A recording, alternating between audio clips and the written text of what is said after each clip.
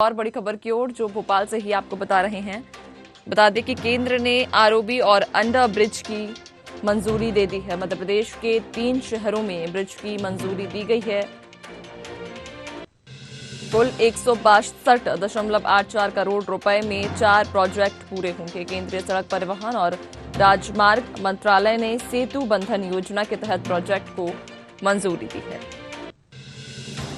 बड़ी खबर आपको बता रहे हैं भोपाल से, जहां केंद्र ने आरओबी और अंडर ब्रिज की मंजूरी दे दी है। मध्य प्रदेश के 3 शहरों में ब्रिज की मंजूरी दी गई है। कुल 162.84 करोड़ रुपए में 4 प्रोजेक्ट पूरे होंगे। केंद्रीय सड़क परिवहन और राजमार्ग मंत्रालय ने सेतु बंधन योजना के तहत प्रोजेक्ट को मंजूरी दी।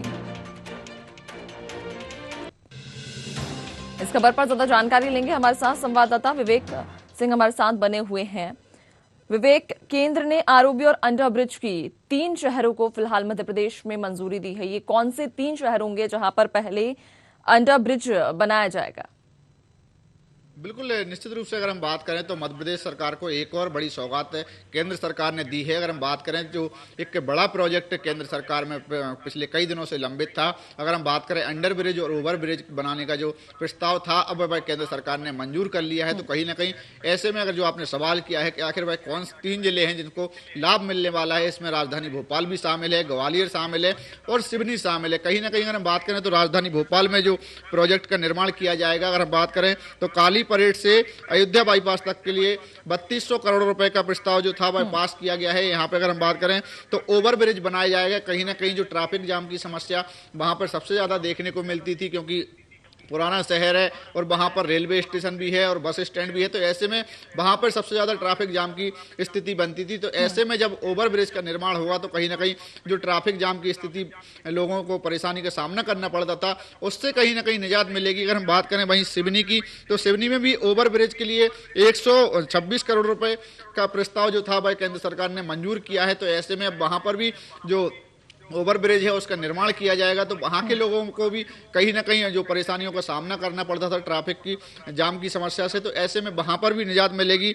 वहीं अगर हम बात करें तो ग्वालियर में भी जो मोहना रेलवे स्टेशन है वहां पर भी एक ओवर ब्रिज बनाया जाएगा। तो ऐसे में वहां पर जो रेलवे ट्रैक की समस्याएं लोगों को देखने को मिलती थी, क्योंकि अगर हम बात करें तो जब रेलवे के फाटक बंद होते थे, जब ट्रेन का क्रॉसिंग होती थी, तो ऐसे में लोगों को कई समय तक इंतजार करना पड़ता था। तो उनकी भी अब समस्याएं खत्म होने वाली हैं। तो ऐसे में एक कह सकते हैं कि केंद्र सरकार ने एक बड़ा प्रस्ताव जो था जो मंजूर किया है और मध्य प्रदेश को एक बड़ी सौगात दी है, क्योंकि लंबे समय से मांग की जा रही थी अंडर ब्रिज और ओवर ब्रिज की, जहां पर सबसे ज्यादा ट्रैफिक जाम की समस्याएं बनती थी। अगर हम बात करें, जैसे हम राजधानी भोपाल का ही जिक्र कर रहे हैं, छोला क्षेत्र का, तो वहां पर अगर जब ओवर ब्रिज का निर्माण होगा तो कहीं ना कहीं ट्रैफिक जाम की समस्या जो है उससे निजात लोगों को मिलेगी। साथ ही जो हम ग्वालियर की बात कर रहे हैं, वहां पर जब ओवर ब्रिज बन जाएगा तो जो रेलवे क्रॉसिंग से लोगों को गुजरना पड़ता था और लंबे समय का इंतजार भी करना पड़ता था, कई बार गेट लगा दिए जाते थे लेकिन ट्रेन आने में आधे घंटे लग जाता था, तो ऐसे में लंबा जाम वहां पर भी लगता था और लोगों को परेशानी का